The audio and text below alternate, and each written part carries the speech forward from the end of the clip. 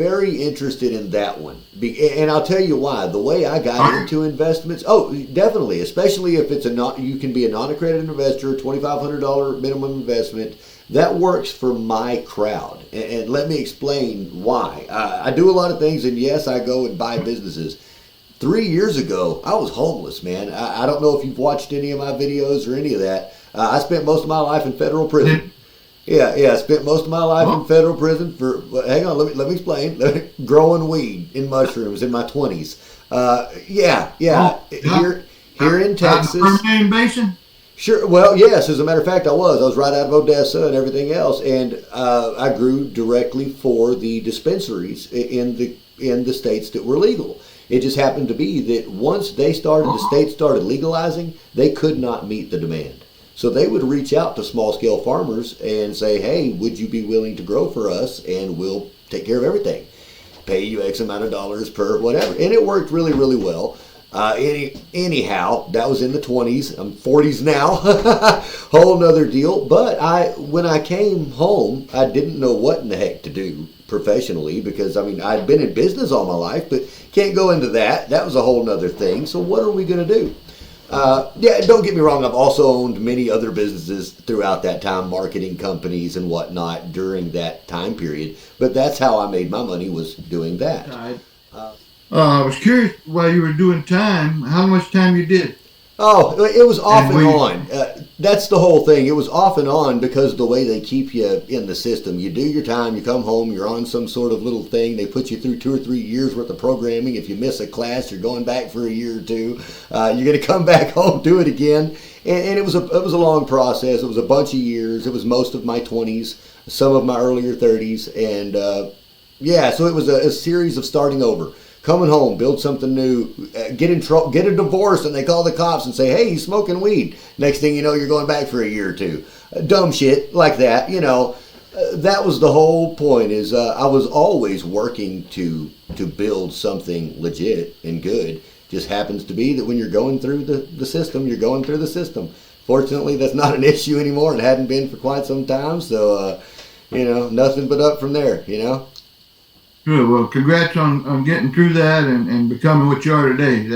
That's a huge accomplishment. And I was wondering what your mind was. You're an entrepreneur. What was you had a lot of time to be thinking up business. Oh, well, as a matter of fact, and I've done quite a few interviews, news articles, and everything else on this particular subject. But I came home with 37 business plans, full 30 to 40 page business plans, full financial projections, 1 to 5 years. Everything at current market values of everything from manufacturing, costs of goods to marketing, sales, breaking them down. All of them would be able to start with $1,000 cash. Every business. That was the design. Access to internet? No. Did you have access to internet? No. I didn't. I had my mom would send me a book every now and again.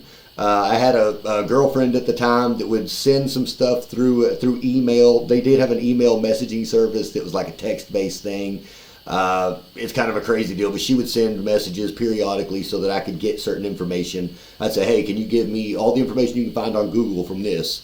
And, she'd copy and paste some pages or what have you. And that's how that went. And by the time I came home, I had everything handwritten to do whatever I could possibly do. And I will tell you, none of it was possible because of life. Life happened, and 2020, everybody went to global pandemic. I came home 3 days after Christmas. Yeah, 3 days after Christmas is when I came home. So right before New Year's, right?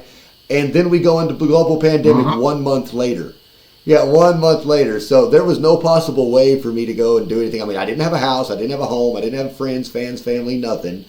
And didn't have the money. The money that I had saved was actually stuck in the government's treasury because their credit card machine was down when I got home. So, that's the way they do it, is they load up a prepaid debit and send you on your way. When I came home, I thought, well, how am I going to get into a real life, a legitimate real life? And I started a decentralized private equity fund. Yeah, that's exactly what I did. Crypto was kind of on the uprise. People were just kind of coming into it. NFTs had just kind of become a thing. 2020 was there, and everybody was locked up and down and making stimulus money. And I thought, hey, maybe there's a group of people that are like me.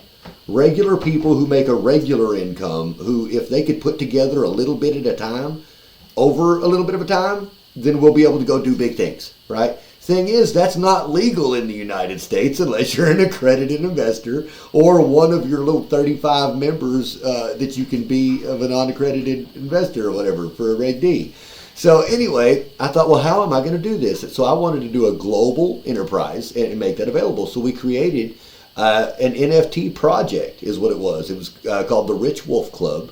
And that was what started our centralized organization. Once we got a group there where people came in and bought and purchased and did what we did, we eventually had the funding to go and start our legal entity, right, in the United States. So we did that, and we started going out and using the funds to do small private equity deals. And some of it was venture capital, where we're going out and helping a small startup do something for a small percentage of it, and we just draw a little bit of revenue every month. None of it was really huge deals, but it's huge when it comes out to a quarterly distribution for people that are in countries that, $400 or $500 saves their life, right. So that's kind of that's my history with funds and fund management and everything else. Since then, it's become business acquisition, going and buying and acquiring small to medium-sized businesses worth between $1 and $5 million SDE per, annual. And that's what I try to do is, pick them, because that usually, if they're that size, I don't have to deal with private equity firms competing with me, and I don't have to deal with Joe Schmo trying to compete with me over a $100,000 franchise. If it's between the $1 and $5 million mark, I know they've got a full staff, they've got a full management, a C-suite team, right, that's going to be taking care of everything, and all I'm actually doing is an equity purchase. So, it's pretty simple. Every now and then it's an asset sale, and then it's just my company goes and purchases the assets, and then that gets rolled right around, and you're going to make money off of the asset sale.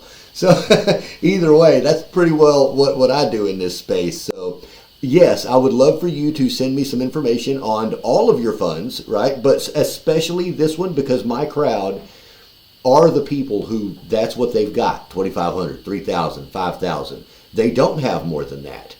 But they're looking for a real return. They're looking for something that will help them at that level, Well, I think it's maybe a really good fit, and I'd like to figure out how we can collaborate once you take a look at it.